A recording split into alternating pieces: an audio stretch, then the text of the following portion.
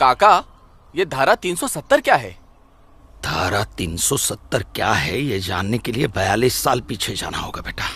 अंग्रेजों ने to nation theory के तहत हिंदुस्तान के दो टुकड़े कर दिए, एक हिंदुस्तान और पाकिस्तान। पाकिस्तान की बहुत इच्छा थी कि जम्मू कश्मीर का विलीनीकरण पाकिस्तान में हो जाए, और राजा हरि सिंह चाहते थे कि कश्मीर एक स्वतंत्र देश रहे। वो न हिंदुस्तान में विलीन होना चाहते थे न पाकिस्तान में, और तब पाकिस्तान ने खूनी खेल खेला। अक्टूबर 1947 में पठानी कबायलियों को जम्मू कश्मीर के खिलाफ उकसाया, कश्मीरी पंडितों का कत्लेआम करवाया। ऐसे हालात देखकर राजा हरि सिंह ने घबराकर नेहरू जी से कहा, कृपा करके आप कश्मीर को बचा लीजिए। मैं ऐसे हालात में चाहता हूं कि कश्मीर का विलीनीकरण भारत में ही हो जाए, सेना भेजिए। लेकिन जब तक भारतीय सेना कश्मीर पहुंची बहुत देर हो चुकी थी। न जाने कितने कश्मीरी पंडितों का कत्लेआम हो चुका था। कश्मीर का 1/3 हिस्सा पठानी कबायलियों ने अपने कब्जे में कर लिया था। लेकिन अपनी इस नीच हरकत के बाद भी पाकिस्तान बाज नहीं आया। पठानी कबायलियों और भारतीय सेना के बीच युद्ध जारी रखा पाकिस्तान ने।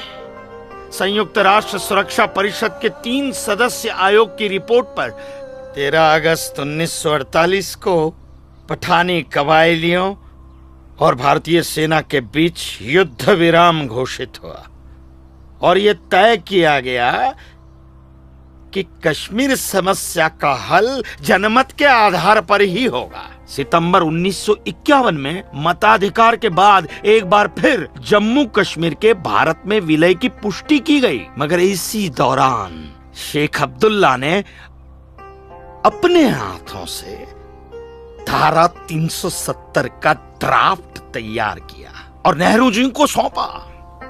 सरदार पटेल और अंबेडकर साहब की मर्जी के खिलाफ 1952 में नेहरू जी ने इसे लागू भी कर दिया।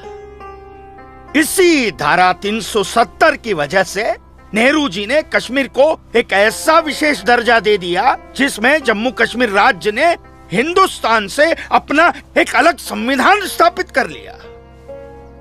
इसी धारा 370 की वजह से हमारे हिंदुस्तान का राष्ट्र ध्वज अलग है और कश्मीर का भी ध्वज अलग। इसी धारा 370 की वजह से कश्मीर की कोई भी महिला यदि भारत के किसी भी अन्य राज्य के नागरिक के साथ शादी करती है तो उस महिला की नागरिकता समाप्त हो जाती है। लेकिन यदि वो महिला अगर किसी पाकिस्तानी नागरिक के साथ शादी करती है तो पाकिस्तानी नागरिक कश्मीर का नागरिक हो जाता है, हिंदुस्तान का नागरिक हो जाता है। इसी धारा 370 की वजह से भारत के किसी भी अन्य राज्य का नागरिक जम्मू कश्मीर में जमीन खरीद नहीं सकता, व्यापार नहीं कर सकता। लेकिन जम्मू कश्मीर का नागरिक भारत के किसी भी अन्य राज्य में जाकर अपना व्यापार कर सकता है, जमीन खरीद सकता है, कुछ भी कर सकता है। अरे ये बिग लैंड एबोल्यूशन है, क्या है पता है?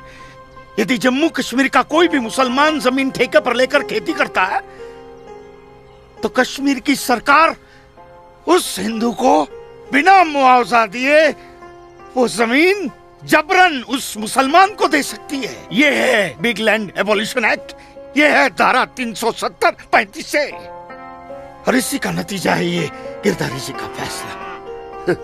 और सिर्फ यही नहीं, ये जो सरकार की ऋण निरस्तीकरण योजना है ना, इसके अंतर्गत उन सारे मुसलमानों का कर्जा माफ कर दिया जाएगा जो उन्होंने हिंदुओं से लिया। बताइए। सरकारी नौकरियों में 5% का आरक्षण हम हिंदुओं के लिए किया है। सारे हिंदू कश्मीर से चले जाएं, यही चाहता है पाकिस्तान और यही चाहते थे शेख अब्दुल्ला।